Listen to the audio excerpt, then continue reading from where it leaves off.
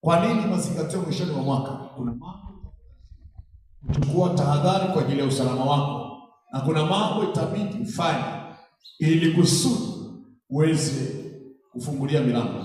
Jambo la kwanza ambalo unapaswa kulifahamu mwishoni mwa mwaka, nilisema mwishoni mwa mwaka ni kipindi cha makusanyo au kipindi cha mavuno. Kwa mujibu wa Biblia, Kutoka 23 mstari wa 16 na Kutoka 34 mstari wa 22. Maana yake ni kipindi cha makusanyo au kipindi cha mavuno. Ni kukusanya taarifa za kila nyanja, na unakusanya yote aliyokutendea Bwana. Unafanya tathmini ya maisha tangu mwezi wa kwanza mpaka mwishoni. Alafu ukishafanya tathmini hiyo, kwa nini nimefanikiwa? Unakusanya taarifa zake. Kwa nini hili limefeli? Unakusanya taarifa zake. Unakusanya data zote. Hapa Bwana alinusuru, kwa nini Mungu aliniokoa, aliniponya. Unakusanya taarifa za jinsi gani Bwana ameenda na wewe mwanzo wa mwaka hata mwisho wa mwaka. Ni mangapi yamepita? Yako mambo mengine pengine yamekuwa ni tatizo. Kwa nini yalifanyika hivyo? Pengine hata katika lile baya kuna somo bado liko. Ukifanya tathmini ukatafakari. Lakini usipotathmini na kutafakari, inawezekana usione hata yale magumu yaliyopita kwako, usione kwa yalikuwa na ujumbe gani. Mwisho wa siku yakajirudia tena. Ama kuna mahali ulikosea, kuna mahali ulitiki kiasi gani, kuna mahali ulikaidi, ikaleta sura ya namna hii. Usije ukawa mtu wa kulalamika unapokusanya taarifa hizo. Kwa hiyo mwishoni mwaka ni kipindi cha mavuno ya yale ambayo umeyatabikia mwaka mzima. Unaweka collection, unakusanya vyote na collect vyote. Alafu baada ya hapo kuna hatua utachukua baada ya kufanya tathmini. Jambo la pili, macho ya Bwana uyafahamu mwishoni mwa mwaka, kwamba Mungu anaanza na watu mwanzo wa mwaka mpaka mwisho wa mwaka. Jicho la Bwana liko mwanzo wa mwaka mpaka mwisho, kukutazama wewe, kwamba Bwana anakutazamaje mwanzoni na anakutazamaje mwishoni. Mwanzo wa mwaka na mwishoni mwa mwaka, jicho la Bwana linakuangalia. Mpaka unamaliza mwaka, unamalizaje? Ulianzaje? Unaendeleaje?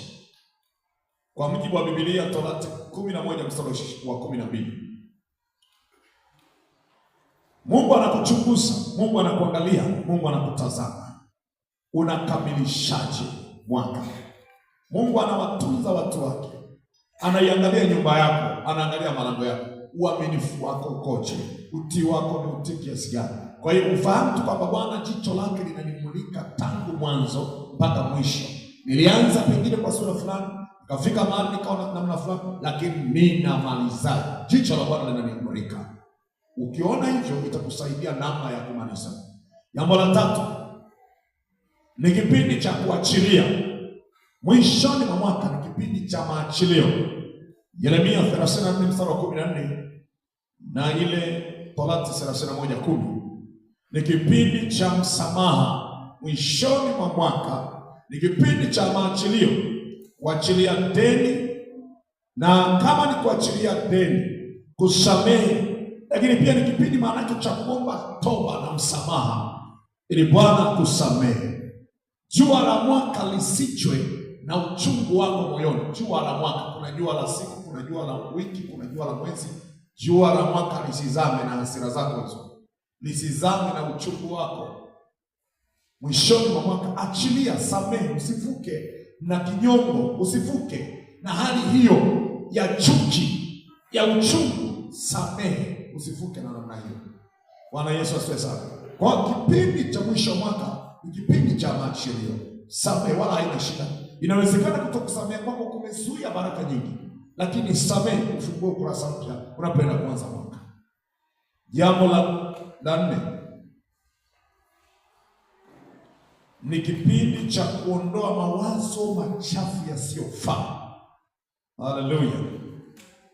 Kwa lugha ambayo nimeitumia hapa, natumia lugha ya kunyoa nywele. Kuondoa kila mawazo najisi machafu, kisha kuruhusu akili mpya na mawazo mapya. Kusafisha fahamu zako. akili zako ziondolewe uchafu. Unajua, unapowaza kwa kuwaza unamkosea Bwana. Kuna watu wanapofikiria ni machukizo mbele za Bwana. Mwishoni mwa mwaka ni utakaso wa fahamu na fikra zako, nafsi yako ifunguliwe kwa namna fulani, ianze kuondoa visivyofaa. Unawaza nini juu ya Bwana ili Bwana atembee na wewe? Inawezekana mawazo yako yamemzuia Bwana kukaribia kwenye hema yako, kukaribia safari yako. Bwana Yesu asifiwe sana. Tunaona kwenye kitabu cha Samueli wa pili sura ya 14 mstari wa 26. Utasoma mwenyewe, sina muda wa kusoma kwa sababu nitaishia tu kurudia. Jambo lingine mwishoni mwa mwaka ni kipindi cha kufanya vita na kuteka nyara. Ni kipindi cha kufanya vita na adui kisha kuteka nyara. Kipindi hiki tunaona Nyakati wa pili sura 24 mstari wa 23. Ni kipindi cha kushambulia mtaabishaji na kuangamiza adui kisha kuteka nyara, yaani kujitwalia mateka. Adui yeye anafanya kazi hiyo, anafanya vita na wewe na kuchukua mateka miliki zako. Endapo hautajua kwamba mwishoni mwa mwaka ni kipindi cha vita, utaona kuna ajali nyingi zinatokea, utaona watu wanakufa ovyo. Kumbe ni vita vya mwisho. Adui amejipanga, tutahakikisha tumepola ndoa yake, tumepola uchumi, tumepola wokovu, tutahakikisha mwaka huu hamalizi vizuri, tumeiba vitu vyake. Sio ajabu kuona watu wanakufa mwishoni mwa mwaka, maana ni kipindi cha hatari. Adui anafanya harakati za kumwaga damu, kutoa makafara mwishoni mwa mwaka. Usikae kizembe kama unavyokaa. Kaa kwa tahadhari. Ajali ni nyingi, vifo ni vingi. Nilikuwa naambia juzi kulikuwa na ajali kule Kilimanjaro kwenye helikopta, watu wakafa. Kuna mwingine nikamwambia ni mlokole, naye akajinyonga kwa sababu ya madeni. Si ni mke wa mtumishi wake Luka. Lakini ukifuatilia matukio inawezekana yako mengi tu na yale ambayo hayajatolewa. Mwishoni mwa mwaka usikae kizembe. Adui anafanya vita kuliko unavyofikiri. Bwana Yesu asifiwe sana. Hata kama hujui, wakati Esther na Wayahudi wameandikiwa barua ya kuuawa, ilikuwa mwezi wa 12, mwezi wa Adari, na ilikuwa imepangwa tarehe siku ya 13 ya mwezi huo wa Adari wa 12 ni kuchinja Wayahudi. Wanasifiwa. Kwa hiyo ukae vizuri. Na pia mwishoni mwa mwaka ni kipindi cha kukamilisha au kumalizia ujenzi ama kukamilisha kazi uliyokuwa unaifanya kuanzia mwezi wa kwanza. Ezra sura ya 6:15. Ezra alikuwa anajenga katika hali ya upinzani sana, lakini mwishoni mwa mwaka akakamilisha kazi, ikamalizika kazi ya ujenzi huo iliyokuwa inajengwa. Ilimalizika mwezi wa 12. Ezra alimaliza kazi yake ya ujenzi mwezi wa 12, mwishoni mwa mwaka. Jambo lilo lianza, ulikamilisha. Kuna wakati mtu anaanza kupambana ili akamilishe mambo fulani. Maono yake alikuwa ameyawekea muda. Mwishoni mwa mwaka ni kufa na kupona, yafike mahali ambapo alikusudia. Namna kama kutakuwa na nafasi ya Bwana mwenyewe. Ila kama Mungu ametoa nafasi ya kuyafanikisha, usiache maono hayo yafike. Mwishoni mwa mwaka hakikisha yanafika level uliyokuwa umekusudia. Haleluya. Unajua unapoweka maono pia huwa tunaweka muda. Usije ukaona tu watu wanakupotezea muda, maono yanachelewa. Hapa mwishoni utakuwa na kazi kubwa zaidi ya kujioverdose ili uweze kufika hapo. Vinginevyo unaweza ukaahirisha. Kumbe Mungu anakukusudia mwakani uanze na kitu kingine. Wewe sasa bado unaanza na viporo vya mwaka juzi. Mpaka uje ufike viporo vya mwaka jana. Na uje na vya mwaka huu. Utajikuta ni mtu wa kubaki nyuma kila wakati.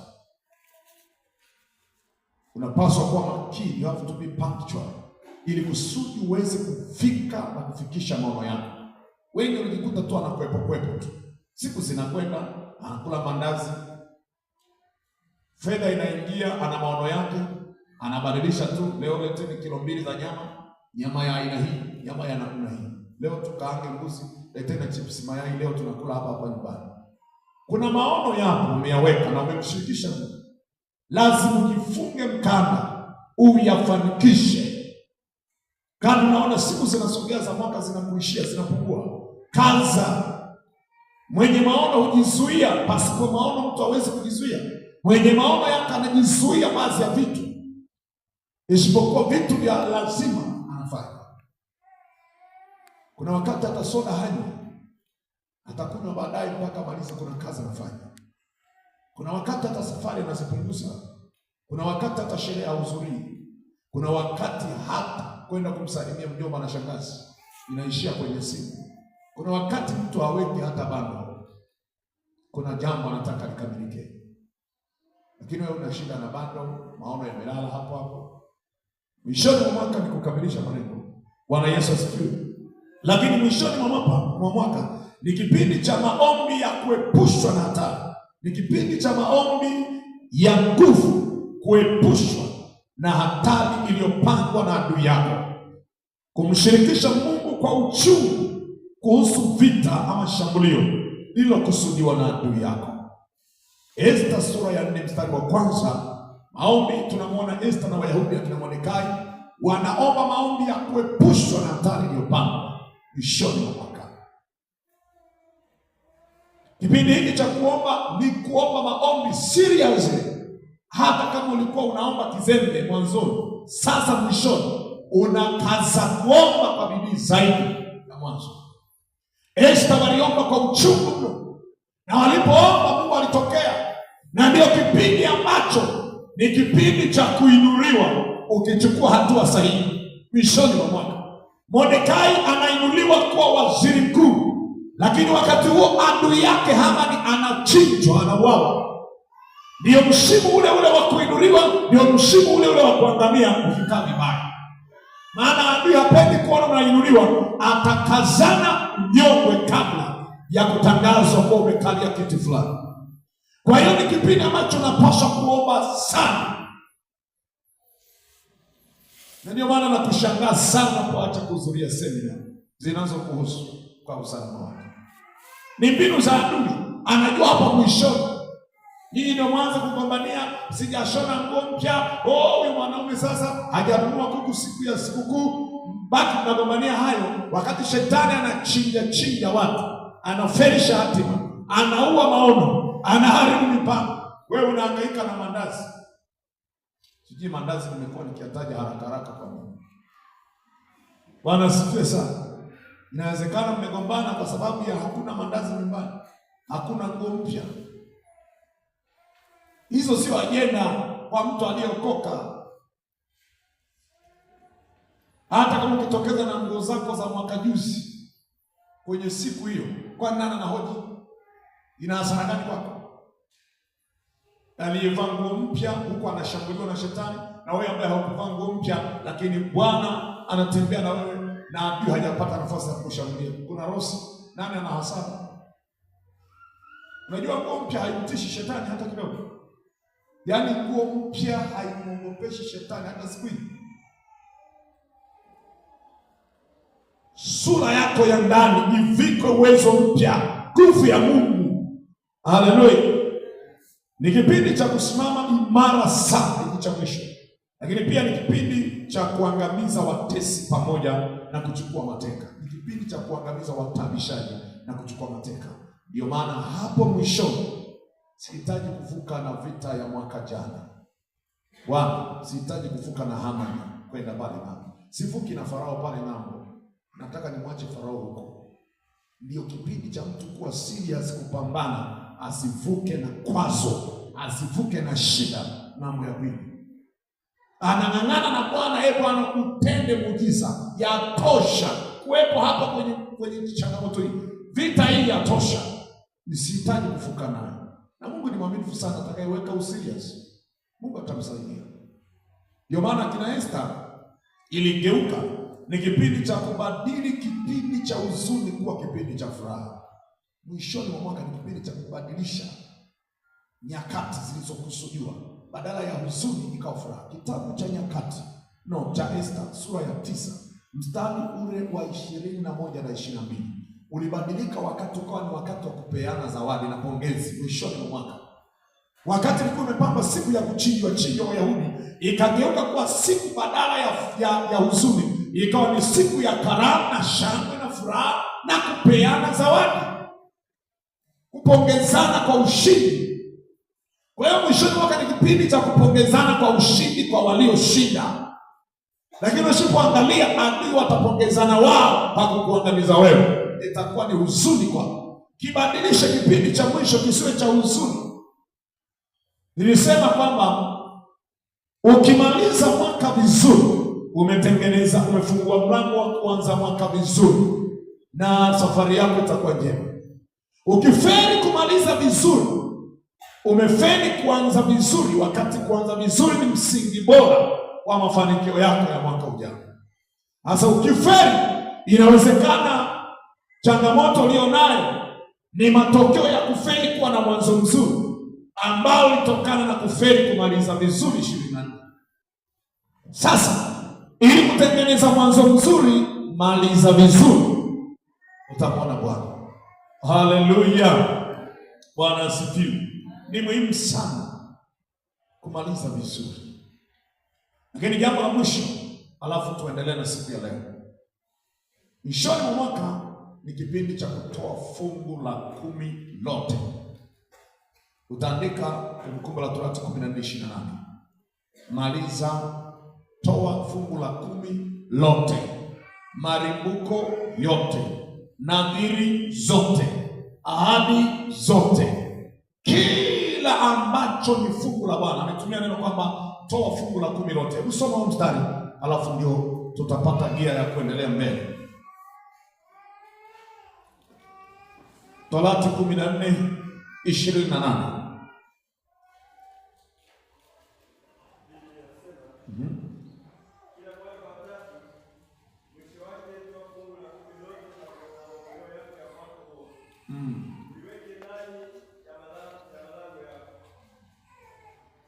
Amina, asante.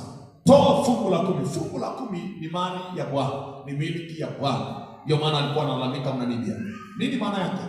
Toa kile ambacho ni mali ya Bwana. Toa ambacho ni haki ya Mungu. Mwishoni mwa mwaka jitahidi sana kutoa sadaka zote zinazomhusu Mungu. Usivuke unadaiwa na Mungu. Jitahidi, piga uagaragaza. Jitahidi upambane. Bora ukadaiwa na mtu lakini Mungu asikudai. Bwana Yesu asifiwe sana. Kuna watu, kwa nini nasema fungu la 10 lote? Kuna watu wanajikopa fungu la 10, kuna watu wamejikopa naziri, anakawia kuiondoa. Anaposema msikawie kuiondoa nadhiri itakuwa dhambi kwako, ina maana mpaka mwaka unaisha. Je, kweli uko serious ile nadhiri imekushinda? Mbona umeshona nguo mpya? Mbona umekula mandazi? Bwana asifiwe. Hauko serious na hauna umakini na hicho kitu, umechukulia kawaida, na ndio maana nadhiri imezirundika, na ndio maana hauko tayari kutoa nadhiri. Ndio maana sadaka ya kutoa sadaka, Bwana asifiwe sana. Unapomwamsha hapo unakuwa umeshatoa sadaka kwa Bwana. Unafurahia mwenzako sasa anakufa na njaa, wewe unaendelea kubugia tu kweli? Tumbo linanyonga, wewe hauna ukarimu sasa. Mwamshe jamani, tuendelee kula hapa. Si ni vizuri? Haya, tumshangilie Bwana wetu Yesu aliye. Ndugu yangu, nikukumbusha usivuke na moja ya 10. Toa fungu la 10 lote. Maliza fungu ambalo Bwana anakudai. Kama Mungu amekusemesha kitu, hakikisha unafanya vile Mungu ambavyo amesema na wewe. Lakini siku ya leo tunaendelea na hatua nyingine katika kipindi cha siku za mwisho wa mwaka. Kipindi cha mwisho wa mwaka, jambo la msingi andika kumshukuru Mungu na kuyaimarisha yanayotaka kufa. Kuyaimarisha, kumshukuru Mungu na kuyaimarisha yanayotaka kufa. Mwishoni mwa mwaka ni kumshukuru Mungu na kuyaimarisha yanayotaka kufa. Lakini katika kuyaimarisha yanayotaka kufa, kumshukuru Mungu hakuna ajenda. Kila mtu anafahamu ana uwezo wa kuandaa sadaka yake nzuri kumshukuru Bwana kwa ajili ya ulinzi wake, lakini anaweza kumwomba Mungu akimshukuru. Anaweza kumwambia Bwana shangwe na kila namna zote za kumshukuru Mungu. Ni ajabu Mungu kukupigania from January to December, alafu wewe usiwe na sadaka ya kumwadhimisha na kumtukuza Bwana. Biblia inasema atoae dhabihu ya kushukuru, huyo ndiye anayenitukuza. Zaburi ya 51 ule mstari wa 23, kwamba dhabihu za kushukuru ndizo ambazo na Bwana atamuonyesha wokovu wake mtu huyo ambaye anamshukuru Mungu. Anasema dhabihu ya atoae dhabihu ya kushukuru, ila 50, Zaburi ya 50 ule mstari wa 23, Zaburi ya 50 not 51, 50. Atoae dhabihu za kushukuru ndiye anayenitukuza, naye utengenezaye mwenendo wake nitamwonyesha wokovu wa Mungu. Atoae dhabihu ya kushukuru ndiye anayemtukuza Bwana, ndiye anayemwadhimisha. Alafu utengenezaye mwenendo wake ndiye ambaye Bwana atamwonyesha wokovu wake. Nitamwonyesha, sio nilimwonyesha, sio ninamwonyesha, nitamwonyesha wokovu. Yaani wakati ujao Bwana utakuwa umefungulia ukurasa mwingine wa kufunuliwa mambo na Bwana. Kwa hiyo mwishoni mwa mwaka tunamshukuru Bwana, lakini kumshukuru Mungu kwetu mwishoni mwa mwaka ni pale ambapo tunapokaa na kutafakari jema, ni pale ambapo tunafanya kumbukizi ya kukumbuka aliyoyafanya Bwana, aliyotuvusha Bwana, aliyotusaidia Mungu. Kila mtu ambaye ana kumbukumbu nzuri ya mengi aliyoepushwa na Bwana, mengi aliyosaidiwa na Bwana, na hata kwa yale ambayo hayakufanyika, anayo sababu ya kumshukuru Bwana. Maana anasema mshukuruni kwa mambo yote, maana hayo ndiyo mapenzi yake. Una nafasi ya kumshukuru Bwana kukupa uhai, hata kama haujajenga, lakini hata kama haujafanikiwa yale maono, ila una uhai bado, unayo sababu ya kumshukuru Bwana mwishoni mwa mwaka. Bwana Yesu asifiwe sana. Na kumshukuru Mungu kunaongeza hamasa, kunaongeza hali ya kuendelea kusaidiwa na Bwana. Unaweza kufikiri kana kwamba haujawahi kusaidiwa kabisa na Mungu, lakini nikukumbushe, hata hapo ulipo Mungu amekusaidia. Usingekuwa hivyo ulivyo. Wengine wamekufa, wengine wameuawa, wengine wamekutana mambo mbalimbali, na wewe umepita kwenye mfumo ule, lakini Mungu akakunusuru. Wengine walikufa kifo ambacho na wewe ulipaswa kufa hicho, lakini Mungu alivyokutenga na kifo ni ajabu. Vile Mungu alivyokusaidia ukafanikiwa ni ajabu. Unayo sababu ya kumshukuru Bwana. Wangapi wana ushuhuda kutoka mwanzo wa mwaka mpaka mwisho wa mwaka? Wangapi wana ushuhuda? Wangapi wana ushuhuda wa kwamba nimemwona Bwana? Wangapi wamemwona Bwana mwaka huu? Haya. Wale ambao kwa kweli mimi mwaka sijamuona Bwana, sijaona lolote alilonifanyia Bwana, kwa hiyo ni kama Mungu sijaona alichonitendea, nyosha mkono wako. Naniangusha sana. Yaani waliotendewa na Bwana yatokea, wala ambao hawajatendewa yatokea. Ni ajabu kidogo. Bwana asifiwe sana. Au ni Bwana amekukumbusha. Wangapi wana ushuhuda Bwana amewafanyia kitu? Amen. Sasa watu wanaogopa akinyosha namba ataitwa aje aelezee hapo. Inawezekana umetendewa na una shaka kana kwamba hujawahi kutendewa. Mimi nikukumbushe, hapo ulipo Mungu ametenda. Ile kuamka mzima, huna uwezo wa kujiamsha wewe.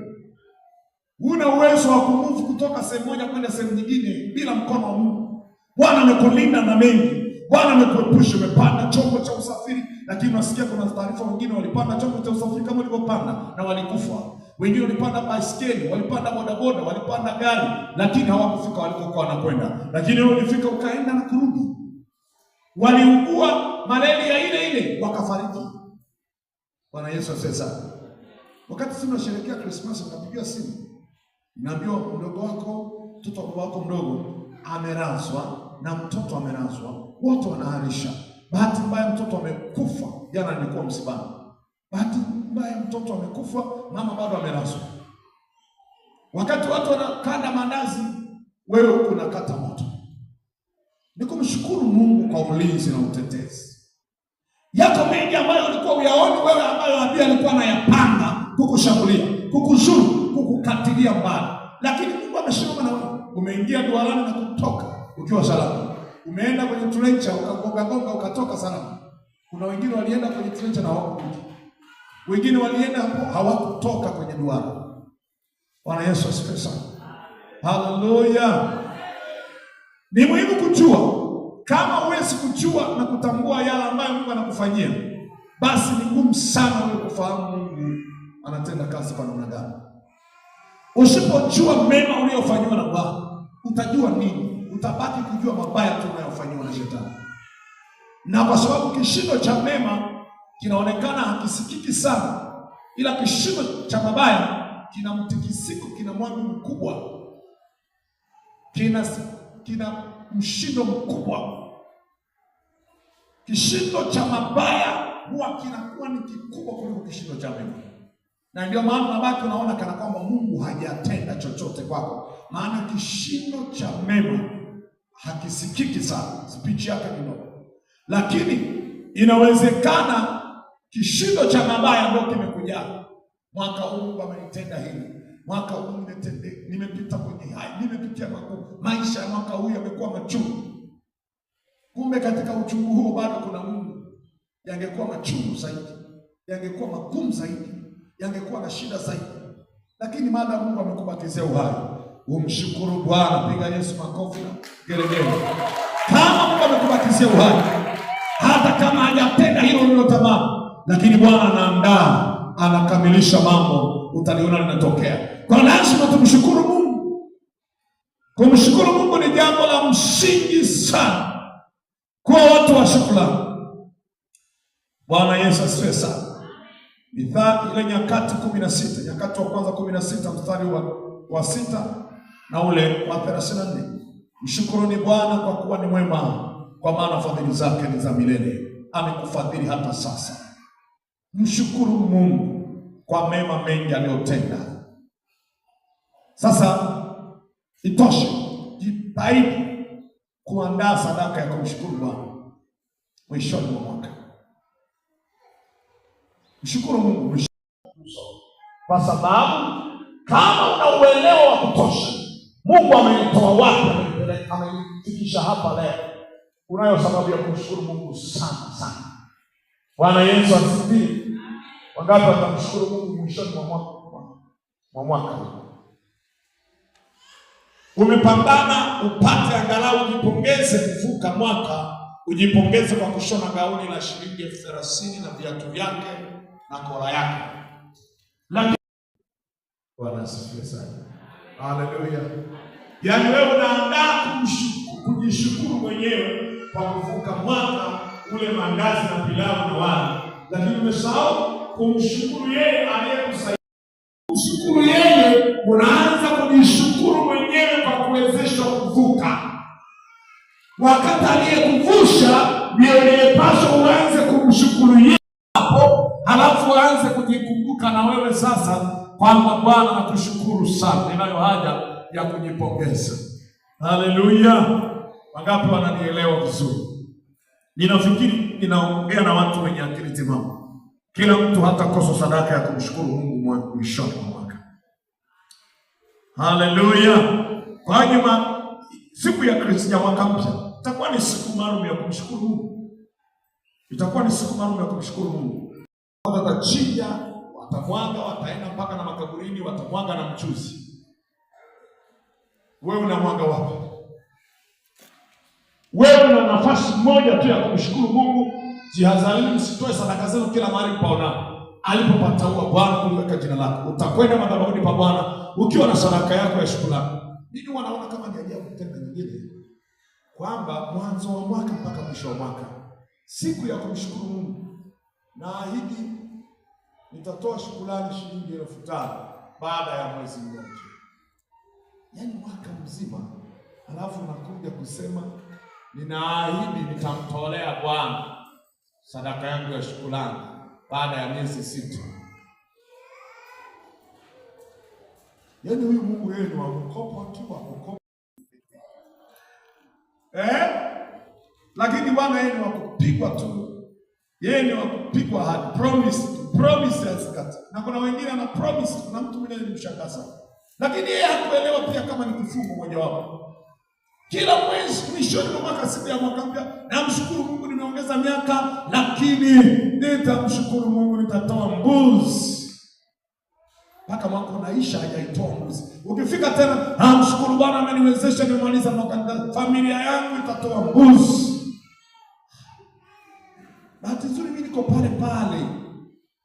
Nasikia ahadi zake kila mwaka. Hatimizi hata moja. Mambo yake alianza kwenda hovyo sana. Mbaya sana. Wapo hata hapa watu wanaahidi tu. Tatoa hata hizi. Ndio amemtoa hivi. Kusema tu ameshamaliza hivi. Anasubiri siku nyingine. Jamani tuna mchango, nitatoa hiyo na imaliza yote. Haifuta yote. Tuhame hapo. Lakini hatekelezi. Nalo ni tatizo lingine. Ni ugonjwa ndugu yangu kama hujaelewa. Na usipoutibu mapema utashindikana. Alikuwepo mtu wa namna hiyo. Mnapanga michango, mnaanza nauliza, jamani, kwani bili yote ni ngapi? Basi tuhame hapo, hiyo iliyobaki na maliza. Hatoi. Wanasifiwa sana. Hizo ni zihaka mbele ya Mungu, sio mbele ya watu. Ni hatari sana kumzihaki Bwana anayebeba uhai wako, ambaye analimotia maisha yako. Kipindi ambacho hauelewi anaweza kubonyeza off au akabonyeza nusu off, utalazwa. Akibonyeza nusu off, unalazwa.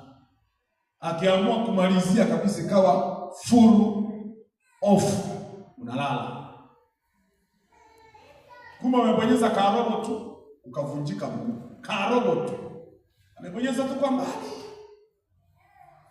Akiselect chochote kinakuwa. Limoti ya maisha yetu iko na Mungu. Tuwe na nidhamu mbele za Bwana. Tusimzihaki Bwana. Na unaweza kumtolea Mungu kitu afu kaonekana mambo yake. Wanasifiwe sana. Haleluya.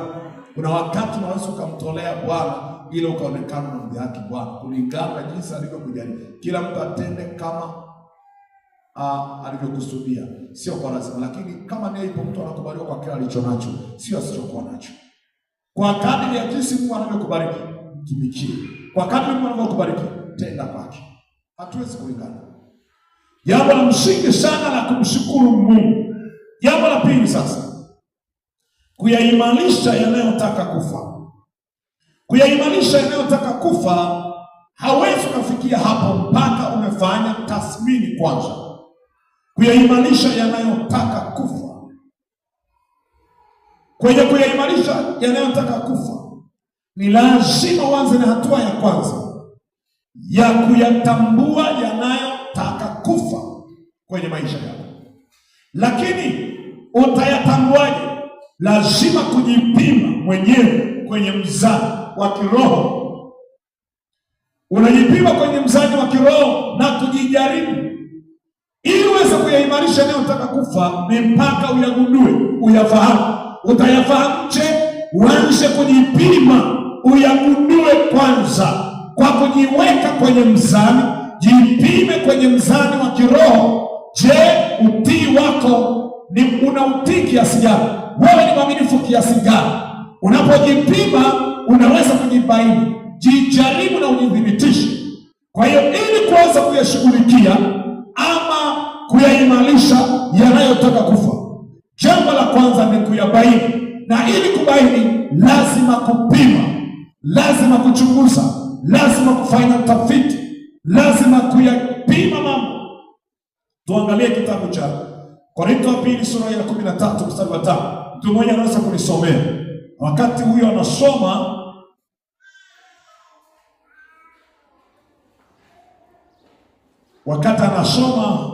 mwingine angalie Thessalonike wa kwanza 5:21. Lazima kujipima mwenyewe. Ujipime, ujijaribu, ujithibitishe. Hebu mtu mmoja nisomee. Korintho wa kwanza sura ya Korintho wa pili 13:5.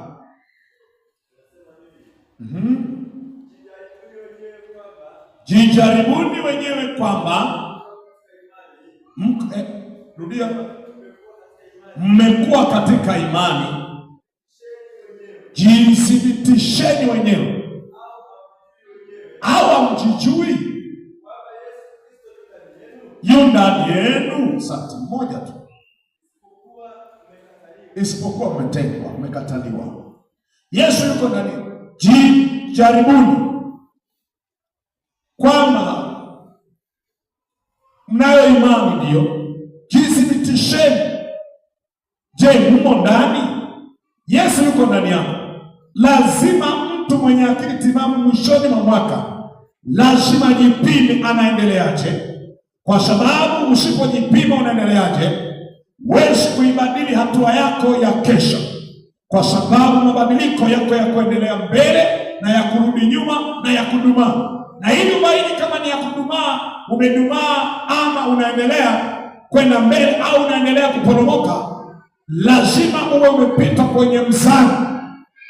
Usipokuwa mwenye uwezo wa kujipambanua, kujipima, ni lazima ujipime, ujitambue na kujigundua niko wapi baada ya vipimo. Kuna watu walipoanza mwaka walianza vizuri.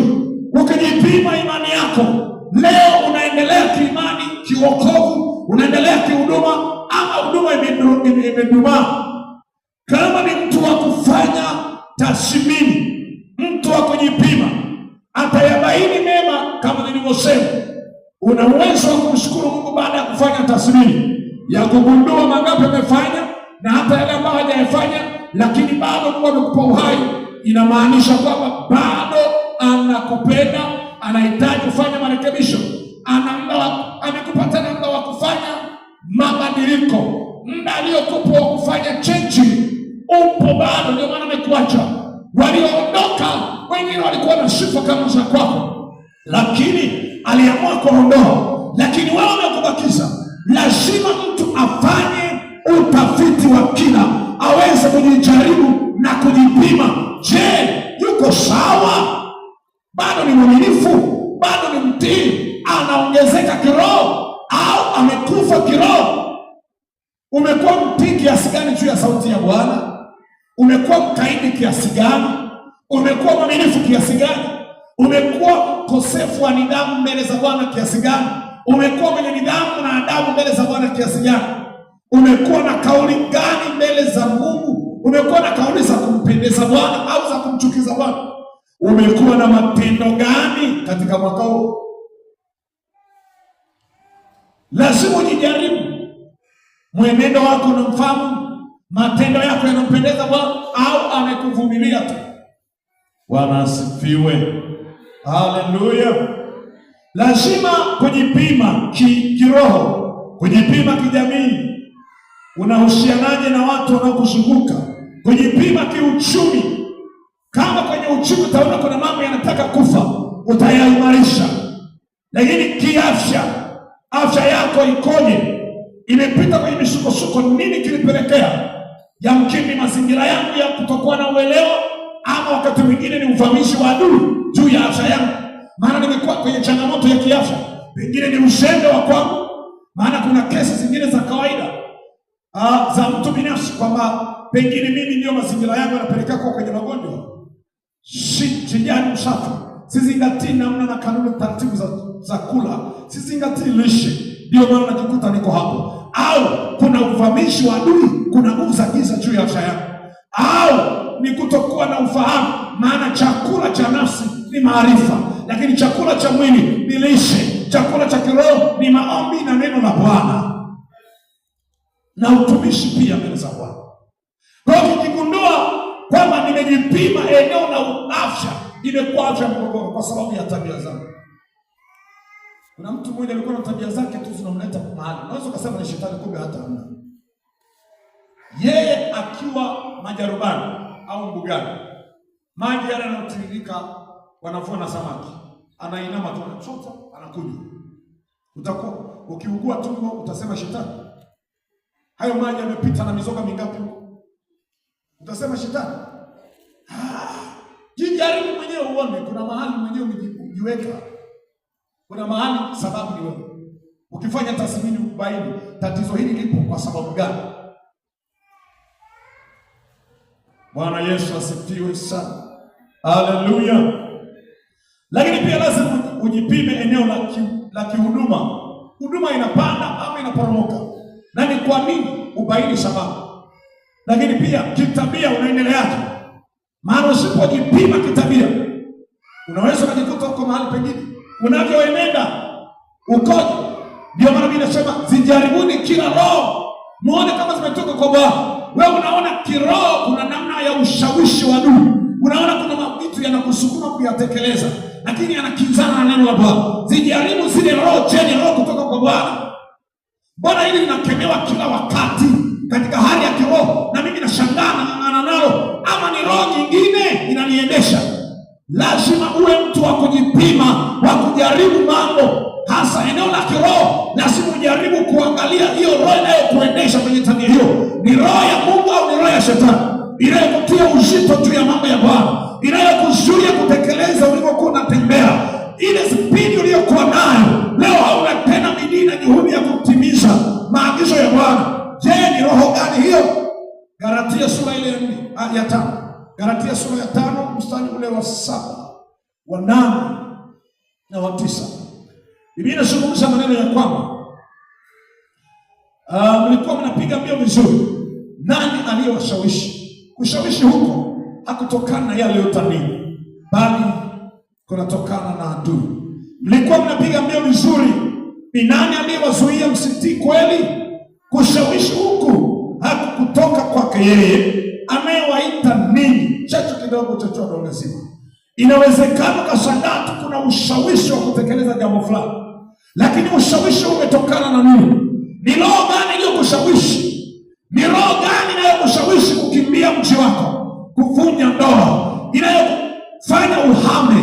Ni roho gani inayokushughulisha, inakutumikisha, inayokuambia acha kutumika, acha kutenda hiki ambacho ni agizo la Bwana? Ulikuwa unatenda na haukuwa unaona hasara ya kutenda, ulikuwa unaona faida tu, ulikuwa unaona faida ya kuwa na bidii hiyo, lakini ulipoacha uione hata faida, hauoni hata hiyo faida uliyokuwa nayo. Ni nini kilicho? Lazima watu waliokoka wawe na uwezo wa kujiweka kwenye mzani na kupata matokeo. Unapojipima, unapoenda kwenye mzani kujipima, hakikisha unayachukua matokeo, halafu nafanyia kazi matokeo ya vipimo. Niliwahi kusema, ina maana gani kwenda hospitali unaambiwa kalete mkojo unaleta, kalete choo unaleta, leta damu tuchukue unatoa, leta mkojo unaleta, halafu majibu yakitoka hutaki kunywa dawa? Wanasiweza. Kwa nini? Yaani hiyo taabu ya mwisho unagusa na kinyesi huku unahangaika kuchukua nimetumwa choo, halafu majibu yanatoka hutaki kunywa dawa. Msemo wa kisasa, who are you? Bwana asifiwe sana. Kwa nini unatumia mazingira? Unapofanya tathmini uwe na akili timamu, chukua hatua. Ndio maana nasema kuyaimarisha yanayotaka kufa baada ya kuyabaini. Baada ya kuona hapa kuna shida, anza kuchukua hatua za msingi kama na akili timamu. Lakini ili kubaini pia, kuna wakati unaweza usijibaini kama kuna shida. Nenda mbele za Bwana, mwambie Bwana, niko hapa, nipime na usinifiche chochote, nipe majibu yote. Nenda mbele za Bwana kwenye mzani, mwambie Bwana, nipime mwenyewe. Kitabu kile cha Zaburi ya 139 mstari wa 23 na Zaburi 26 mstari wa 2. Kuna wakati unahitaji Bwana kupime mwenyewe. Umejipima lakini hujabaini chochote, nenda mbele za Bwana, mwambie Bwana, nichunguze. Daudi anasema, Bwana, unichunguze, unijaribu, uone kama iko njia iletayo majuto, ukaniepusha na kuniongoza katika njia ya milele, njia iliyonyoka. Kwa nini? Anajaribu kwenda mbele za Bwana. Kuna mambo mengine mimi siwezi kujigundua kwa ni dhaifu. Siwezi kuona udhaifu. Kwa nini naongelea habari ya kujipima? Ili kuyaimarisha yanayotaka kufa, ni lazima uyafahamu. Ili uyafahamu, ni lazima upime, ndipo utakapobaini kwamba haya nataka kufa. Ukienda kwenye vipimo kwa ajili ya kupima afya yako, utayabaini yanayotaka kufa kwenye afya yako. Unaambiwa hii figo inataka kufeli. Baada ya kupima vipimo, haya maji yanataka kuisha, yanataka kufa. Ndani yako maji ni pungufu sana, damu inataka kuisha. Baada ya vipimo, huu moyo unataka kufa, umepanuka sana. Baada ya vipimo, ndipo utakapoanza harakati za tiba za kujenga huo mwili, wa kujenga hiyo afya inayotaka kufa, kwamba hili kinataka kufa, lazima upite kwenye vipimo. Kwa hiyo kuna wakati kujipima mwenyewe unashindwa, ruhusu Bwana akupime, na akikupa majibu sio mbishi. Hebu soma. Jamani, mnanielewa? Unanielewa? Hebu soma hiyo Zaburi 139:23. Lakini andika tu pia Zaburi ya 26 mstari wa 2, andeni ni Mithali 21 mstari wa 2 inayosema iko njia ionekanayo machoni pa mtu kuwa ni njema, lakini Bwana anaipima, anaiona hii sio njema, ina madhara ndani yake. Kwa sababu haujabaini, unaweza kukomaa naye, lakini ukibaini, Mungu akusaidia kuchukua hatua. Kila njia ya mtu ni sawa machoni pake mwenyewe, bali Bwana huipima mioyo. Kila njia ni sawa machoni pa mtu mwenyewe, lakini Bwana anapoipima atakwambia, mwanangu, hii sio salama. Wewe unaweza ukaiona hiyo njia ya uzinzi, njia ya ukahaba, njia ya udokozi, njia ya wizi ni njema, lakini Bwana atakwambia hii sio njema. Mithali 21 mstari wa 2. Hebu nisome ile Zaburi 139:23.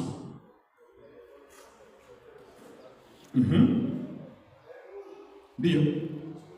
Unichunguze, Mungu unichunguze. Ujue moyo wangu. Unijaribu yalivyo mawazo yangu. Endelea 24. Uone kama iko njia iletayo majuto, ukaniongoze katika njia milele ambayo sitajuta.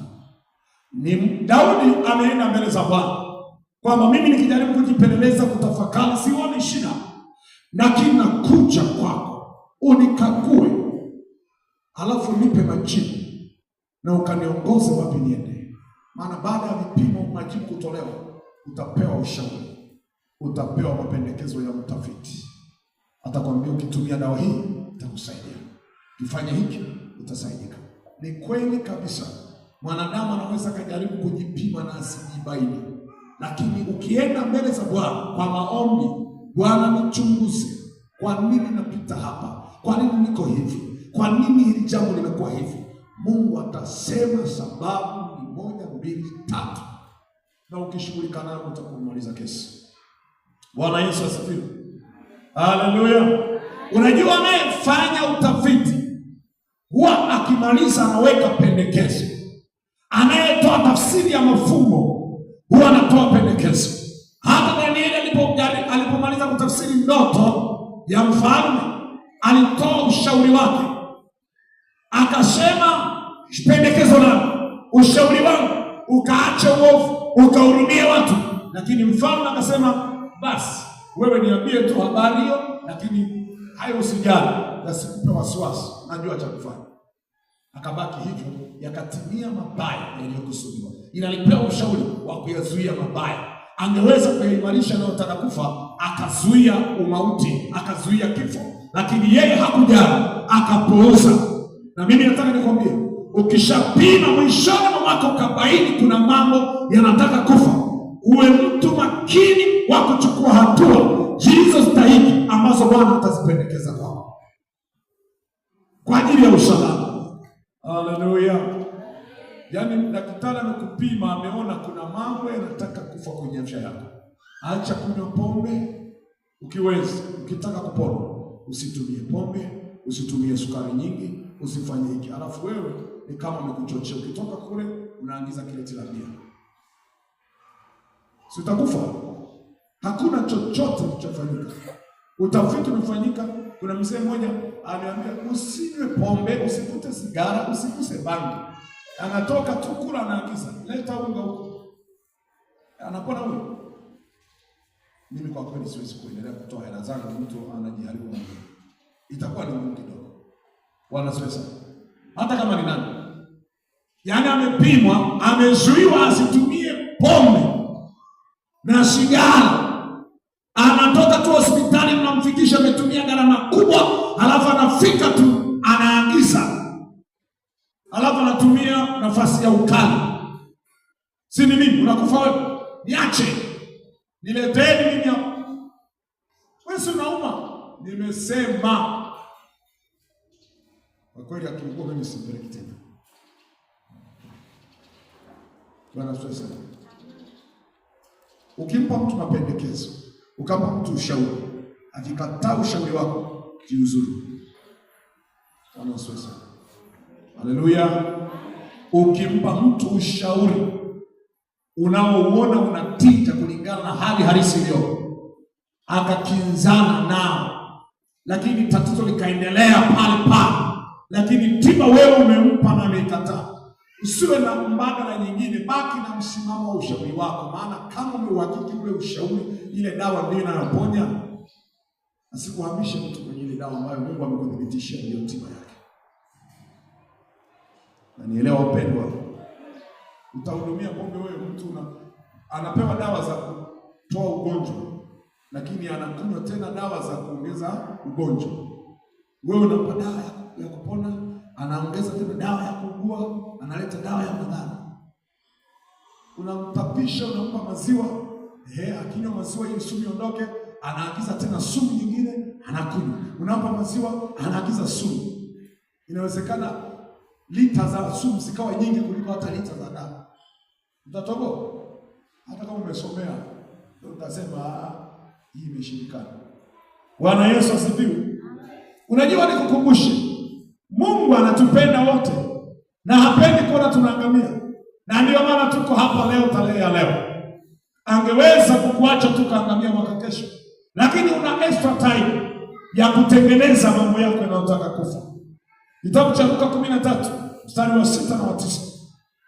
Matokeo ya vipimo ama utafiti, baada ya matokeo huwa kuna mapendekezo na ushauri na ombi la yule aliyefanya utafiti. Ajenda inawezekana ilikuwa ufe, lakini ushauri ili usife, fanya 1, 2, 3. Hebu mtu mmoja asome kitabu hicho. Ilipaswa uangamie, ulipaswa haribikiwe, lakini fanya 1, 2, 3 kwa usalama. Unapaswa kuchukua hatua juu ya pendekezo hilo, juu ya ushauri hayo kwa usalama wako. Mtu mmoja alikuwa na bustani, soma aliyefika.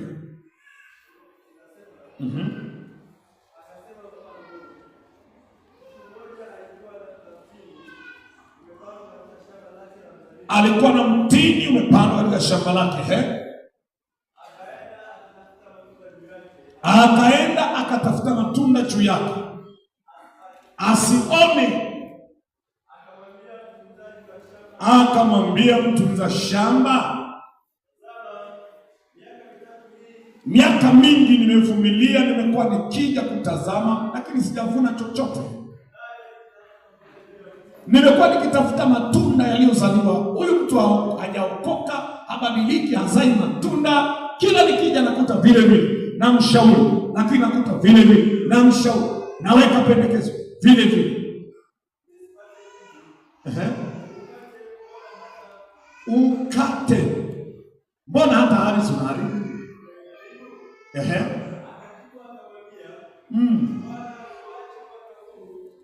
Naomba uache mwaka huu, ni upalilie, nimwagilie na mbolea.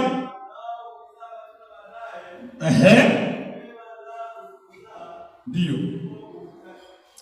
Unaona kuna pendekezo pale. Lile pendekezo linakuja tu baada ya kufanya uchunguzi wa kina. Wakabaini mti huu mara kwa mara, kila mwaka hakuna matunda, hakuna badiliko. Huyu mtu anafundishwa mengi, Usifikiri kwamba miaka hiyo mitatu alikuwa haupalilii. Usifikiri hiyo miaka mitatu alikuwa hajautilia samadi. Alikuwa anautilia samadi, alikuwa anautilia mbolea, alikuwa anaumwagilia. Mvua ilikuwa inanyesha, lakini ulikuwa hauzai bado. Na ndivyo ilivyo leo. Kuna watu sio kwamba hawahubiriwi. Mvua ya neno la Bwana inakuja. Neno la Bwana ni kama mvua, haliwezi likamrudia bure. Neno linahubiriwa, wanashauriwa na neno la Bwana. Bwana anasema nao mara kwa mara, lakini hawa watu hawajazaa matunda. Ndio maana mwenye shamba anasema bora kukata, maana unaharibu hata ardhi. Hiyo nafasi ambayo umesimama mti huu, kama tutaiondoa, tutautoa mti, tutapanda mti mwingine hapo ambao utaleta matunda, utakaoleta faida mbele za Bwana. Akikuangalia, je, unazaa matunda? Hata mwaka huu umemaliza, unazaa matunda yanayopaswa? Ile huduma aliyoiweka unaifanyia kazi? Ile sauti aliyokusemesha umetendea kazi? Japokuwa amerudia mara zaidi, wewe unatii kiasi gani? Je, Mungu atakuwa radhi nawe?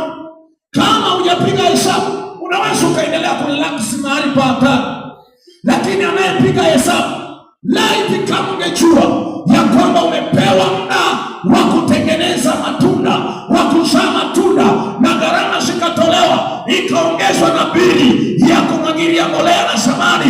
Bwana akaongeza muda, akaongeza na nafasi, akaongeza na gharama za Yesu azaliwe tena ndani yako. Roho Mtakatifu ashuke tena kwako, iletwe semina upate mafundisho mengine. Hilo neno akakusemesha kwa ndoto na kwa njozi na kwa manabii na kwa usemi wa neno madhabahuni, lakini bado hiyo gharama hujaona, haujazaa matunda. Uwe na uhakika unaweza kukatwa saa yoyote, unakatwa saa yoyote. Bwana anakufuta kwa sababu jinsi ambavyo anagharimika na wewe, lakini wewe hauchukui hatua, lakini wewe haujali. Ni hasara kwako. Bwana asifiwe sana. Mungu anatupenda na anataka tuzae matunda, lakini anakuvumilia pia. Subira ya Bwana iko juu yako, kwa sababu sio kwamba wewe ni mwema mno hata ufike leo, lakini wewe umepuuza, lakini wewe hauchukui hatua. Ukishajitambua vizuri, yaimarishe leo utaka kufa. Jiponye kwa kuchukua hatua. Using'ang'ane na msimamo usiofaa, using'ang'ane na ubishi usiofaa, using'ang'ane na ukaidi usiofaa, using'ang'ane na tabia ambazo zimekukwamisha mwaka jana na mwaka huu zimekukwamisha.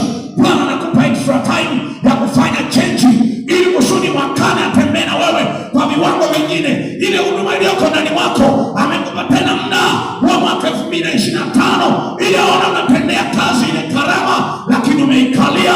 Anajaribu kufikiria, je, ni kuingiza 26? Inawezekana umepewa muda wa kuingia 26 ili ukatende kazi juu ya ile huduma, juu ya ule wito.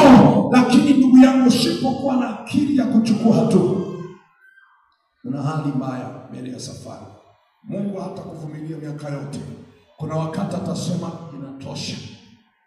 Wanasifiwe. Atasema inatosha. Umeishi maisha ya kuchanganya, umeishi maisha ya kuanguka dhambini na kuinuka, unaanguka unainuka. Hujajua tu Mungu amekuvumilia.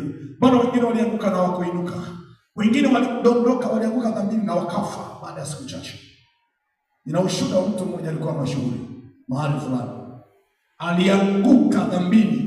Siku alianguka dhambini, baada ya siku 6 alifariki. Alizini. Baada ya siku 6 tukamzika. Kwa nini?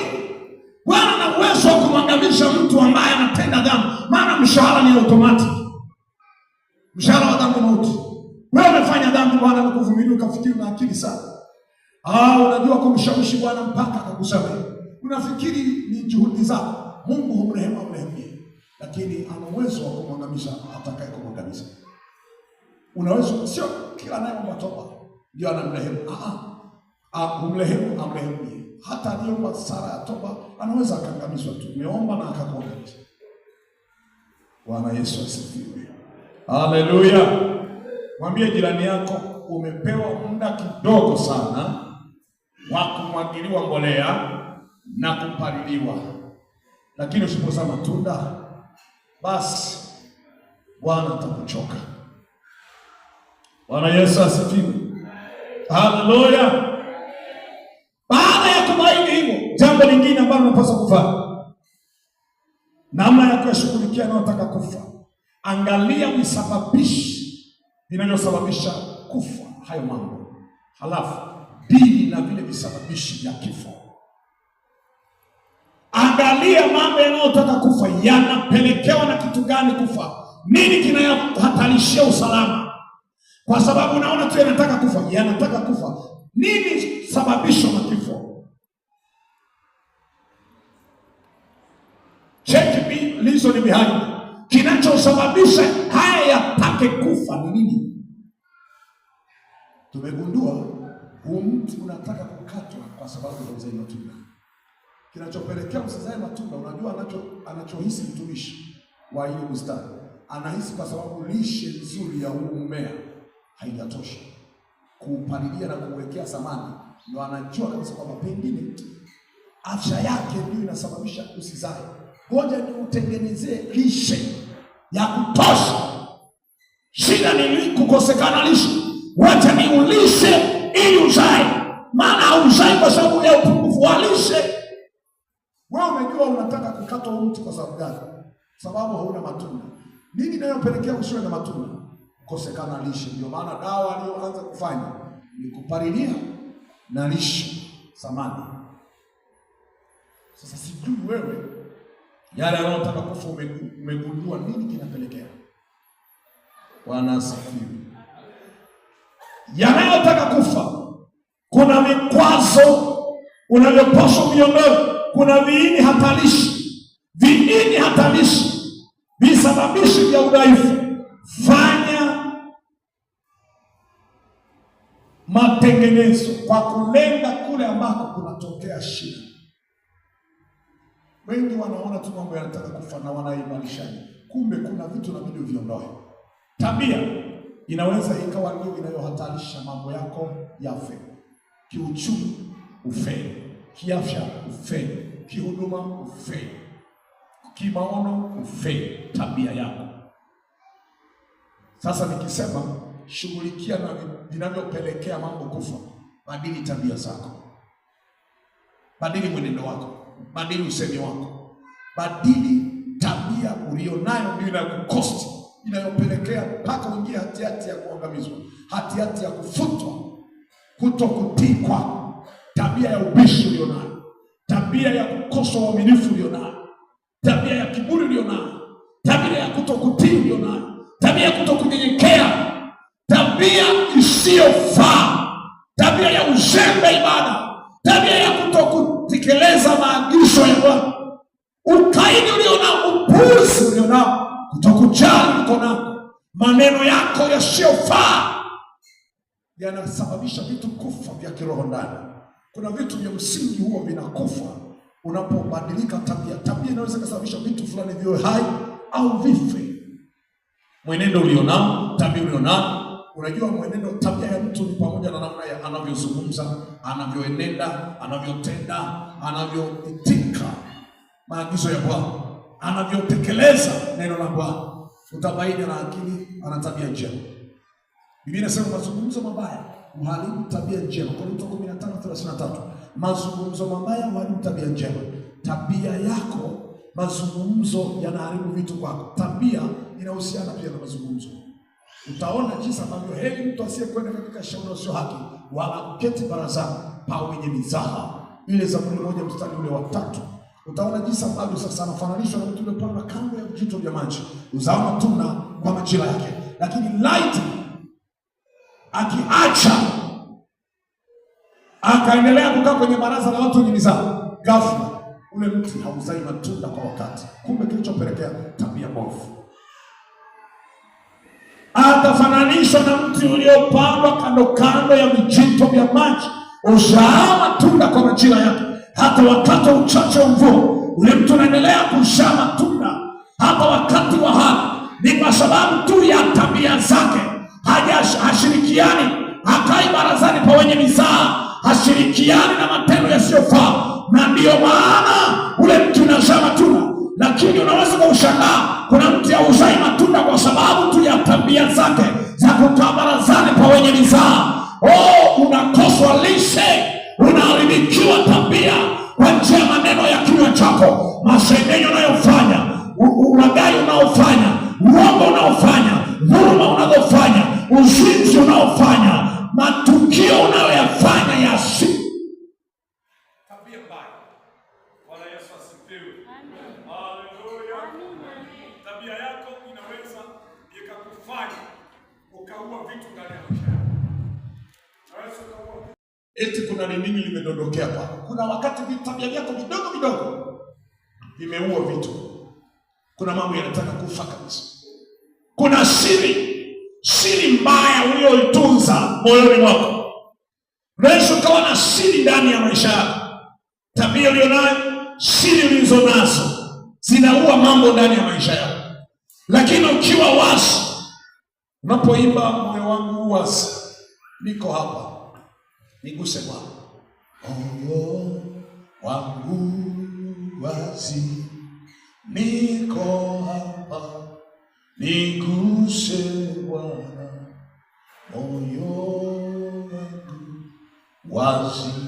Unapokuwa na maisha ya siri mbaya, sio siri njema, unaharibu vitu na kuna mambo yanataka kufa ndani yako kwa sababu ya hiyo siri. Ukitaka kuyaimarisha yanayotaka kufa, weka wazi hiyo siri na haribu maisha yako. Inaendelea kutafuna maisha yako. Afichaye dhambi zake, yana anayefanya siri, jambo ovu, hawezi kufanikiwa. Misali 20 ngapi? Hawezi kufanikiwa. Ulivyoficha za uovu, siri za dhambi, ndio kikwazo chako kikubwa. Umeomba ndio, lakini kuna siri moyoni. Bwana akitaka upone kwa kukukumbusha, weka wazi. Unaendelea kumeza jiwe, unaendelea kujikaza. Afichaye dhambi hawezi kufanikiwa. Hawezi kufanikiwa mtu anayeficha dhambi, kwa sababu bali yeye asiungamaye atapata rehema na kusaidika. Misali 28:13, afichaye dhambi zake hatafanikiwa, bali yeye asiungamaye na kuziacha atapata rehema. Ukishapata rehema, mtu anafanikiwa. Akurehemu maovu yako, akuponye magonjwa. Before msamaha huwezi kupata uponyaji. Ndani ya msamaha kunafunguka milango ya wokovu ambao umebeba uzima wako, baraka zako, mafanikio yako, ushindi wako. Yamkini nguvu za adui ndizo zinazosababisha mambo yafe. Mifumo ya maisha uliyonayo, maisha yako sio ya uwazi, maisha yako ni ya ujanja, maisha yako ni ya uzumati, maisha yako ni maisha yasiyofaa. Yamkini kuna aina ya watu ambao Bwana anasema tokeni kati yao mkatengwe nao, anasema Bwana. Wewe umewang'ang'ana. Mabaki yanasababisha vitu fulani kufa ndani yako. Shughulikia mambo yanayotaka kufa kwa kwenda kwenye kisababishi cha mauti. Kama ni aina ya watu ulionao, kata connection. Tokeni kati yao mkatengwe nao, anasema Bwana. Hapo niwe mwazi. Usiende kuvunja ndoa yako leo. Nimeambiwa na Bwana tokeni kati yao mkatengwe nao. Alafu kasema sasa utakuwa umemrahisishia shetani azima zake. Amesema mwaka huu nitahakikisha ndoa kadhaa zimevunjika pamoja na ya kwako. Nimewekwa kwenye listi. Pamoja na nitahakikisha biashara fulani zimezofika, zimeporomoka, kama sio kufa basi zimekufa 50%. Zibaki zinapumua, lakini nimezibroko kwa sehemu kubwa. Nitahakikisha watu fulani wameharibikiwa wokovu. Utaona wanakazana kutafuta kufanya dhambi siku za sikukuu. Wanatafuta kufanya uzinzi siku za sikukuu. Ili kusudi shetani afanikishe kwamba nitahakikisha nimeua kila kitu cha kiroho. Anaenda kuvuka mwaka kopo. Nimepala wokovu. Nimepala kila kitu ndani yake. Ndio maana mavita wakati mwingine hapa mwishoni yako mengi. Utakuta wengine wana vita vya ndoa, wana vita kwenye masuala ya kiuchumi, na kwambia adui ana mikakati yake na ana mipango yake kwamba mwishoni mwa mwaka atahakikisha ameibroka biashara, ameharibu hiyo ndoa. Na wewe unaunga mkono tu, basi shetani kwa kuwa sana kuiharibu, haribu tu sasa. Na mimi nakubaliana. Takuwa mwema. Bwana asifiwe. Haleluya. Ni kipindi cha watu waliofahamu kujitambua na kuyaimanisha yanayotaka kufa. Usiyaache tu yaendelee kufa. Kitabu cha Ufunuo sura ya 3. Ufunuo wa Yohana sura ya 3.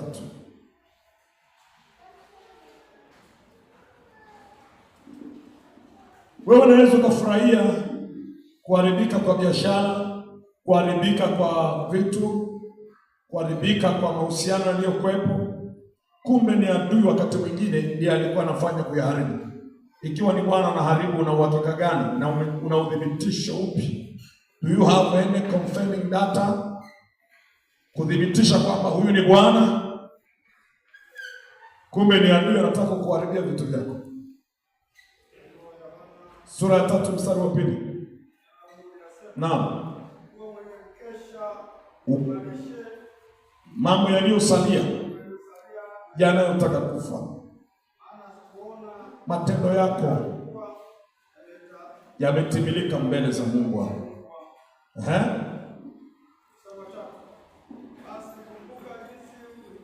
Ulivyopokea, jinsi ulivyosikia, yashike hayo na kutubu.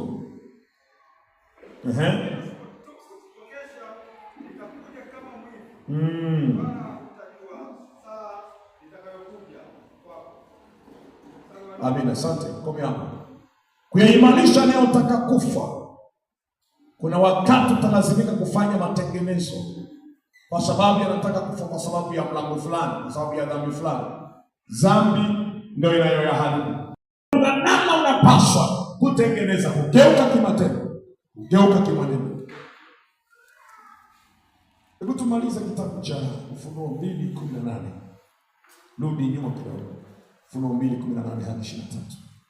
Biblia inasema hivi: na kwa malaika wa kanisa lililoko Tiatira andika haya ndiyo anenayo mwana wa Mungu, yeye aliye na macho yake kama mwali wa moto na miguu yake mfano wa shaba iliyosuguliwa sana. Naye jua matendo yako na upendo na imani na huduma na subira yako, tena kwamba matendo yako ya mwisho yamezidi yale ya kwanza. Lakini na neno juu yako ya kwamba wamlidhia yule mwanamke Yezebeli, wamuunga mkono mwanamke kahaba, washirikiana na mwanamke asiyefaa, washirikiana na miungu mingine, yeye ajiitaye nabii, na kuwafundisha watumishi wangu na kuwapoteza, ili wazidi na kula vitu vilivyotolewa sadaka kwa sanamu. Nami nimempa muda ili atubu, wala hataki kuhutubia uzinzi wake. Tazama, nitamtupa juu ya kitanda, na hao wazinio pamoja naye wapate dhiki kubwa, wasipotubia matendo yake. Nami nitawaua watoto wake kwa mauti, na makanisa yote watajua ya kuwa mimi ndiye achunguzaye viuno na mioyo. Nami nitampa kila mmoja wenu, nitamlipa kila mmoja wenu, nitampa kila mmoja wenu kwa kadiri ya matendo yake. Tunapewa taarifa ya mtu anasemeshwa kwa habari ya maisha yake. Kuna mambo lazima kwako yaangaliwe, kama anavyosema kwamba nakujua eneo hili na hili na hili uko vizuri, na yajua matendo yako. Matendo yako yanakaguliwa na Bwana. Upendo unakaguliwa na Bwana. Imani inakaguliwa na Bwana. Huduma inakaguliwa na Bwana, pamoja na uvumilivu wako. Ndio maana amesema nayajua matendo yako, upendo wako na imani yako, huduma yako na subira yako. Kumbe wewe kwa mvumilivu kiasi gani? Umeshindwa kuvumilia kwa sababu ya haraka zako, umechukua maamuzi ya kuingia kusikofaa. Umekosa uvumilivu. Lakini anamwambia nimekagua uvumilivu uko vizuri. Nimekagua upendo uko vizuri. Nimekagua upendo, sijaona chuki unazong'ang'ana nazo. Lakini upendo na kupelekea kuachilia, kusamehe, kufanya ukarimu, kuchukuliana na watu. Lakini nimeiangalia na huduma yako inakwenda vizuri. Lakini na neno juu yako, kuna watu wachache wanashirikiana na kumwamlizia mwanamke Yezebeli, wamlizia adui shetani miungu mingine na kushirikiana naye. Japokuwa hata ile miungu, hata huyo Yezebeli, hata huyo kahaba nimemuonya, lakini yeye amekataa kutubu, anasubiri kuangamishwa. Pamoja na hao wanaoshirikiana nao, wanaozidi pamoja naye, nao watakuwa sawasawa. Nitawalipa, nitawapa sawasawa na yule bosi wao. Umewajaribu manabii, umegundua sio, lakini kuna watu wanashirikiana nao. Kuna mtu anakuja kanisani, lakini pia anatoka hapa anakuwa busy na udongo wa upako, anakuwa busy na mafuta ya upako, anakuwa busy na television ya upako. Anakuwa busy na maelekezo yote yanayotolewa na manabii. Haya, leta maji hivi, kanyanga hivi, leta kucha la kushoto, sio nipelekaje? Leta nywele za upande wa kushoto, napelekaje?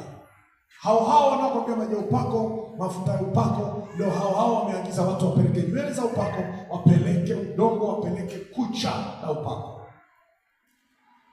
Usalama wako utakuwa wapi wewe? Yalianza maji na mafuta peke yake. Sasa yamevuka kutoka maji, yamekuja udongo, yamekuja limao, yamekuja parachichi, yamekuja zabibu, yanakwenda. Nguo za upako, chupi za upako, dara za upako, utajikuta umeshaingia mahali huwezi kutoka.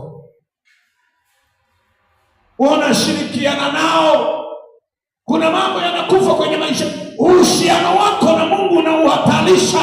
Unaharibu uhusiano kwa kuanza kuhusiana na miungu wengine. Unatangatanga na imani zisizofaa. Umeacha kuwa na msimamo, sababu unakemewa dhambi. Unakemewa dhambi. Njia zako ni mbaya. Hutaki kukaa mahali wanakemewa watu waache uovu.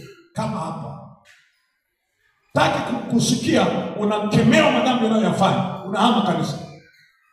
Safari njema, Mungu akutangulie. Kwa sababu endapo nitakuwa mchungaji nisiyesema ubaya wa dhambi, nisiyekwambia kuacha dhambi, sikupendi. Lakini laiti nakupenda katika Bwana, nikwambie mwanangu, acha hili, fanya hili. Kama ninavyosema, mwana apendwaye hukemewa na baba yake. Ibrania 12:7. Mwana apendwaye ana fungu la kukemewa, anarudiwa, anakemewa na kuonywa. Lakini ukionywa unakimbia. Umekosa uvumilivu wa kusubiri, wa kufanya lile la Bwana. Unashindwa kwa uvumilivu kuacha dhambi. Unaona bora nikaendelee na dhambi kule nisikoweza kukemewa. Sadaka haiwezi kubadilisha dhambi na haki. Sadaka haiwezi kubadilisha dhambi na haki. Haiwezi kubadilisha haramu kuwa haki, wala haiwezi kubadilisha haramu kuwa haki, wala haiwezi kubadilisha haki kuwa haramu. Haleluya! Kama unafanya vitu visivyofaa, matokeo ni automatic. Najua matendo yako, najua upendo wako, najua imani yako, najua huduma yako, najua subira yako ulio nayo wakati unapita kwenye magumu, wakati unapita kwenye dhiki, wakati unapita kwenye tabu. Ninajua subira. Haukati tamaa mapema, haumwachi Bwana kukimbilia kwa miungu, haumwachi Bwana kukimbilia kwa waganga. Unamsubiri Bwana mpaka kieleweke. Haukimbilii na kuacha wokovu, unaendelea na wokovu wako. Hauzidi huduma, hauachi huduma kwa sababu wamekusema. Hauwezi ukazila utumishi uliowekwa na Bwana kwa sababu wamesema mno. Hauwezi kuacha huduma ambayo Bwana amekupa, hata kama wengine hawafanyi, lakini uweze kuacha kuitekeleza, maana umepewa na Bwana. Lakini kuna kuna shida leo. Kuna mambo yanataka kufa, huduma yako inataka kufa. Upendo uliokuwa nao tangu ulipokuwa unapokea wokovu, upendo wa kupenda ibada, upendo wa kupenda Bwana, upendo wa kupenda maombi, upendo wa kupenda kutimiza anayokuelekeza Bwana, upendo wa kumtii Mungu. Unajua ule upendo wa kwako kwa Bwana, ule upendo wako utakufanya kwa tayari kumhudumia Kristo, kufanya anayoagiza Kristo. Laiti kama upendo wa kumpenda Mungu utaisha, hata kumtolea Bwana uwezi, hata kuhudhuria ibada uwezi, hata kuvumilia kwa ajili ya Kristo uwezi. Unapita kwenye shida kwa sababu ya wokovu wako, uwezi kuvumilia kama hakuna upendo wa kumpenda Bwana. Ni kama tu kama una upendo wa kumpenda mume wako, mke wako, utashindwa kuvumilia, utakimbia. Utamsamehe, upendo na kusamehe. Upendo na kujalia kuweza kumhudumia mwenzako. Upendo na kuwezesha usilipize kisasi, umsamehe mwenzako, umfanyie ukarimu, umhudumie kwa sababu ya ule upendo. Lakini Bwana kikagua mambo haya ndani mwako, akawa anataka kufa.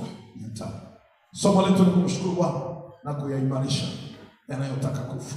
Umevijua vinavyotaka kuyaua, siri ulionayo, dhambi ulizonazo, tabia ulionayo, uaminifu wako, kutokutii kwako, hali yako ya kutokuwa mwaminifu. Kuna mambo yaliyokuwa yanapelekea vitu vio vizito, haujatengeneza. Ni kipindi cha kufanya matengenezo. You have to do maintenance. Ubadilishe mwenendo wa maisha yako, badili mfumo wa maisha yako. Tabia zile ambazo zimekufanya mwaka huu kustruggle na kulia bila matokeo. Mimi nakwambia, mimi ni mchungaji, mimi ni baba, ninafahamu. Na watu wamepita kwenye majaribu na kwenye shida. Sio kama hatukuombea, tumeombea, lakini tulipoomba tabia zao hazikuwa kusapoti kuleta majibu ya kutoka hapo walipo. Matendo yao, mwenendo wao ulikuwa kikwazo cha maombi yetu. Lakini wengine tuliomba, tabia zao hazikuwa kikwazo, mwenendo wao haukuwa kikwazo. Walipokea yale tuliyoombea, walipokea kile walichoomba. Bwana libadilishe hali yao. Unaomba utoke kwenye jaribu, lakini hujabadili vinavyosababisha jaribu. Wewe umekuwa chanzo cha jaribu, kwa maana ya tabia, kwa maana ya mwenendo, kwa maana ya uzembe ulionao kwa Bwana, kwa maana ya kutokutii kwako kwa Bwana. Ukaidi wako umekuweka hapo ulipo leo. Nani anaweza kukusaidia? Mungu anakusaidia, lakini wewe una nafasi yako utengeneze na Bwana. Mungu anatenda pindi anapoona uhusiano wa mhusika na maombi yako, ndo anatazama. Kumbuka, Mungu huwa anasikiliza na huwa anaangalia. Jicho lake linatazama, sikio lake linasikiliza. Unaweza ukasikika unaomboleza kwa kilio kilichopangika, lakini akikutazama huna sifa za kusikilizwa. Unaweza ukatazamika uko vizuri appearance, lakini akisikia tabia zako, ushuhuda wako, anasema huyu hafai. Mungu anaona yote, Mungu anasikia yote. Walivyokatwa wenye tabia kama kwako, lakini Bwana anakuvumilia kustahili. Sina hakika kama na mwaka ujao ukiendelea na tabia hiyo atakuacha. Na ninapoongea hivi, kuna watu hawafiki 2021, 25. No, 26. Sasa sija kaanza kusema, mchungaji alisema kabisa, Bwana amekufa kabla ya tarehe moja. Kwa hiyo mchungaji anawezekana kujua jambo. Haleluya. Kwa mshtuko. Na yeye alitamani. Nini kinatusaidia? Tengeneza mambo yako mwishoni mwa mwaka. Nimetangaza maombi kuanzia kesho. Wenye akili timamu tutakuwa nao. Wale wasiotambua hata wasiwepo. Hawaoni umuhimu wa kupambana kuomba Mungu. Nimesema Mungu uchungu akuepusha mipango ya adui. Yako maono yako yamefanikiwa asilimia kidogo. Unamwambia Bwana hapo mwisho, Bwana usiniache mwaka ukaisha bila kutenda muujiza. Kama vile alivyofanya Yoshua wakati vita inaendelea, akasema nguvu ya Mungu kukusaidia kwenye mahitaji yako. Wokovu wenye kumleta Mungu ni wokovu wa mtu mwenye bidii. Biblia inasema maombi yake mwenye haki yanafaa sana, ila aombe kwa bidii. Mtu mwenye juhudi juu ya mambo ya Mungu, Mungu hujibidisha juu yake. Mtu mzembe juu ya mambo ya Mungu, Mungu huwa mdhaifu sana. Nitakuwa mkamilifu kwa walio wakamilifu. nitakuwa mwadilifu kwa wale waadilifu. Lakini Mungu anaweza asiwe na bidii ya kukuhudumia kama wewe hauna bidii kwake. Baada ya kusema Bwana akubariki, simama mwalimu. Lakini hata zamu yake hayumo kwenye wajibu. Kuna mambo yanataka kufa, ndugu yangu. Udhaifu huo, kuna watu hata wanamwibia Mungu zaka na zabibu. Kuna watu hata wahudhurii ibada, hawaombi. Ndugu yangu, kuna mambo yanataka kufa. Unaishije mpendwa? Mwambie Mungu akusaidie, uyaangalie mambo yanayotaka kufa na uyagundue. Kama kuna mahali unahitaji Bwana kufanyia uchunguzi, akusaidie. Inawezekana wakati naongea tayari Bwana amekufanyia uchunguzi na amekupa majibu kwamba sababu ya hayo mambo kufa, wewe umejisahau hapa, umeacha hapa, umekaidi hapa. Ulipokaidi hapa, mimi nikafanya hivi. Nilikuwa naongea na watu Ijumaa. Kuna rafiki yangu amekaa kwenye mateso miaka 10. Wakati hajaingia kwenye mateso haya, Bwana alinisemesha nimwambie utumishi, Bwana anamhitaji atumike. Lakini wakati huo akaniambia siwezi kutumikia Mungu nikiwa single. Kama Mungu anataka nimtumikie, anipe mume. Mungu akampa mume, lakini alipopewa mume hakutumika. Kwa hiyo akaanza kuishi kwenye mateso, kwenye msimu wote ambao anasema nilipochukua hatua ya kutii, kwamba Bwana akaniambia umekataa kuhubiri, nikaamua kwenda kuhubiri. Nikamwambia Mungu, mbona nimekuwa nikipangwa na hubiri? Lakini Bwana alikuwa amesema naye kuhubiri kwa namna gani? Akafunga safari, anaenda kuhubiri. Nawezaje kuimba mimi sina sauti? Kama Bwana amekuita kuimba, imba. Kama Bwana amekusemesha, fanya. Akaenda akahubiri, akaja kulala vizuri siku hiyo. Alilala vizuri sana. Lakini tangu hiyo miaka 10 anasema ni mateso. Wewe ukalala, ukifumba macho kidogo unalishwa vitu. Mara napita kwa mbele yako. Yaani najiona ni ajabu, mandoto ya ajabu kabisa. Mara wanakuja watu wanakulazimisha kula vitu. Au unashangaa kuna jitu limekuja, ni mwanaume linakuoa kwa dakika chache. Maisha ya ajabu ya mtu asiyekuwa na Mungu, na najiuliza ninaye Mungu aliye hai, lakini mbona maisha yangu ni kama ya mtu asiyekuwa na chembe hata ya Mungu ndani yake. Kumbe amekaidi, ameshindana. Biblia inasema wakamwasi roho wake Mungu, akageuka akapigana nao, akawa adui yao. Isaya 63 mstari wa 10. Mungu anaposema na wewe kitu, shughulika nacho ili Mungu atende jambo. Inua mkono wako juu.